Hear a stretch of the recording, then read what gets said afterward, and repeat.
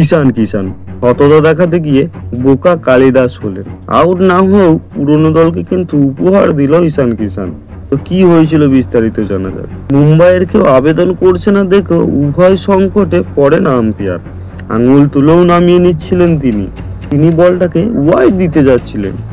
তখনই দেখেন যে ঈশান কিষান তো বাইরের দিকে রওনা দিয়েছে। তাহলে কি ও আউট হয়ে গেছে?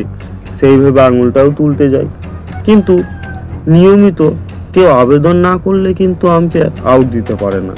বুধবার উপলক্ষে ঈশান কিষানের আউট ঘোষণা করার আগে ইতস্তত বোধ করছিলেন ফিল্ড আম্পায়ার। তিনি কিছুটা আঙুল তুলেও ফের নামিয়ে নেবেন কিনা ভাবছিলেন। ঈশানের কট বিহাইন্ডের জন্য কেউ আবেদনও করেনি। মুম্বাইয়ের কোনো ফিল্ডারকে আবেদন করতে দেখা যায়নি। পরে আম্পায়ার অর্ধেক আঙুল তুলে ফেলেছে দেখে একবার হালকা আবেদন করেন চাহার, যিনি বল করছিলেন। আম্পায়ার ঠিক তারপরই আঙুল তুলে জানিয়ে দেন যে ঈশান কিষানের ক্ষেত্রে কট বিহাইন্ড আউট হয়েছেন।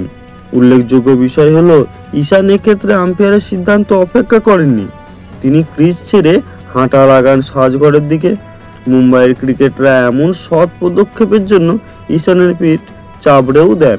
সেখানে হার্দিকও এসে তার পিঠ চাপড়ে দিয়েছিল। তবে পরে বোঝা যায় সততা দেখাতে গিয়ে বোকা কালিদাস হয়েছেন কিন্তু ঈশান। কেননা সানরাইজার্স তরফা সাজঘরে ফেরার পরে আলট্রাইজে দেখা যায় যে বল ঈশানের ব্যাটেই লাগেনি। অর্থাৎ ঈশান কিষানের ক্ষেত্রে আউট না হয়েও পুরনো দলকে নিজের উইকেট দিয়ে উপহার দিয়েছেন। কমেন্টে জানাবেন ঈশান কিষান কি কাজটা ঠিক করেছে।